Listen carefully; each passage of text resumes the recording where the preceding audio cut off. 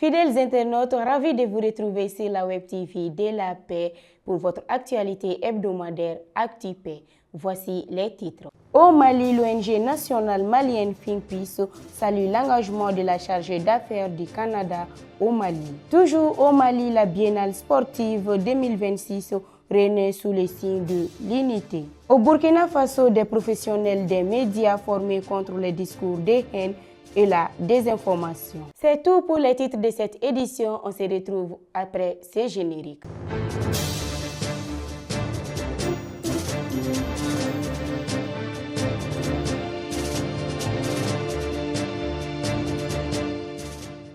Comme annoncé dans les titres, le coordonnateur national de l'ONG nationale malienne Think Peace, M. Abdou Kola Bokoum, a pris part à un pot d'au revoir organisé en l'honneur de Mme Lee Anne Herman, chargée d'affaires de l'ambassade du Canada au Mali à l'occasion de son départ à la retraite. La rencontre organisée sur invitation par M.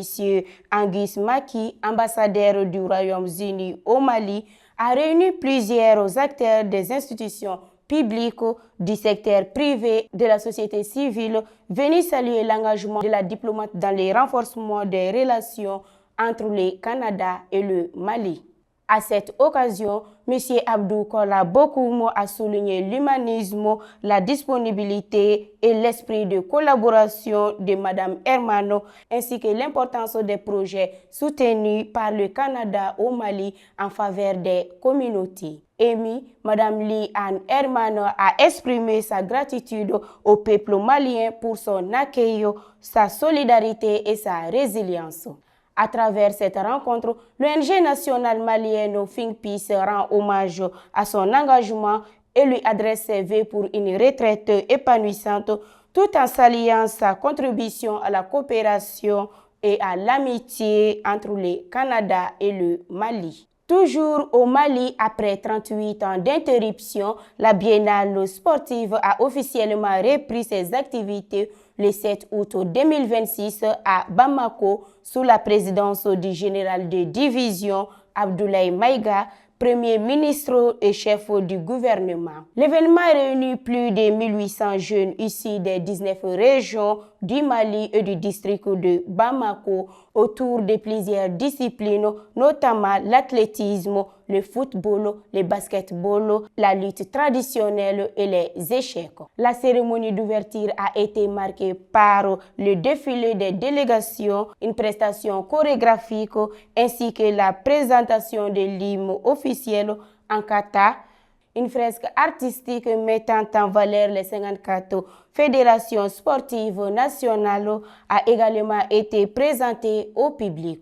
Dans son allocution, le général de division Abdoulaye Maïga, Premier ministre et chef du gouvernement, a présenté la renaissance de la Biennale comme un symbole de jeunesse, de paix, de cohésion sociale, de solidarité et d'unité nationale. De son côté, M. Abdoul Kassim Ibrahim Fomba, ministre de la et des Sports, chargé de l'instruction civique et de la construction citoyenne, a appelé les jeunes à privilégier le fair play et à devenir des ambassadeurs des valeurs culturelles et du vivre ensemble. La présence du ministre de la Jeunesse, des Sports et de la Culture du Niger a également symbolisé la solidarité et la fraternité entre les pays de l'Alliance des États du Sahel, AES.